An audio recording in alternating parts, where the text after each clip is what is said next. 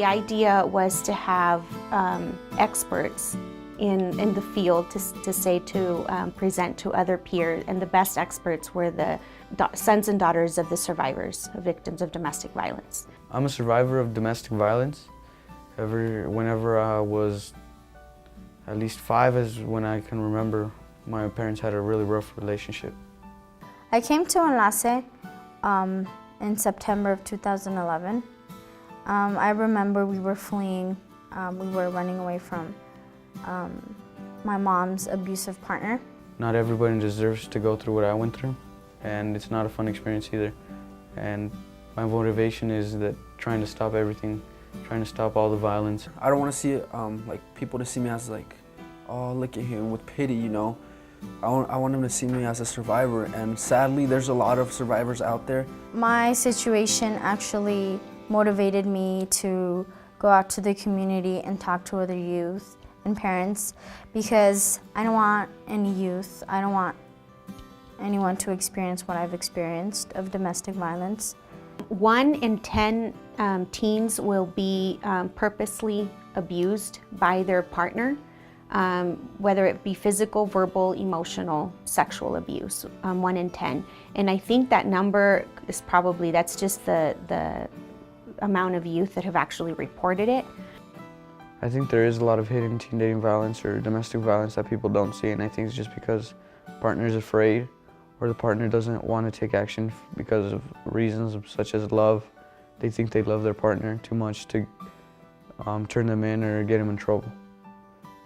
People have trouble talking about their personal issues to adults, so I think it is good for, like, say, a high schooler calling me for help and how to deal with like domestic abuse, because I can relate to what they're going through because I'm in the same generation as they are.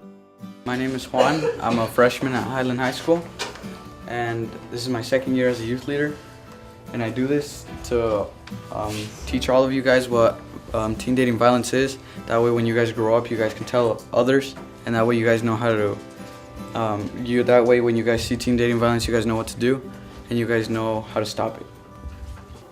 You know, if you get let's say you get a text message, and he's like, who's that? Oh, it's just my mom. Okay, you know, he trusts you, he respects that. You know, you're texting with your mom, it's your privacy, it's your phone. He's not just gonna, okay, let me see who it is.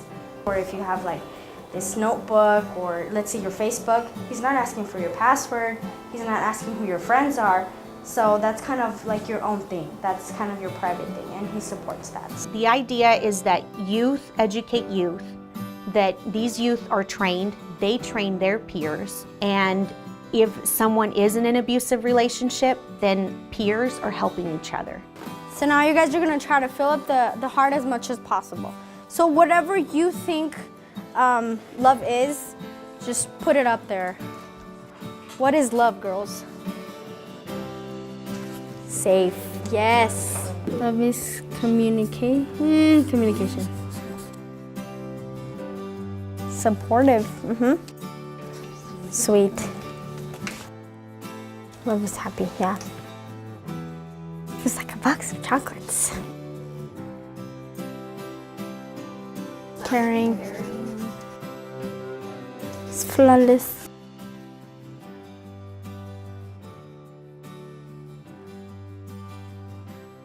There's different types of love, but I think that for me, love is trust and communication. Love is life. That's life. Love is respect. Love is fun.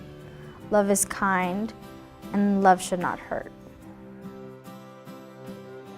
Now their peers have an explanation, understanding of why certain things happen. They can go home and either share it with their family, with their friends, or be more at peace where they can totally hear that somebody else telling them it's not your fault. Somebody else that has been in the same situation as me just told me today it's not my fault, and they're doing fine. They're doing great. They're teaching, they're a leader. I want to be like that person. So the idea is to equip youth with all the tools necessary, all the information necessary, the resources necessary so they can educate other youth. So I think now, I believe and I know for sure that it's having an impact.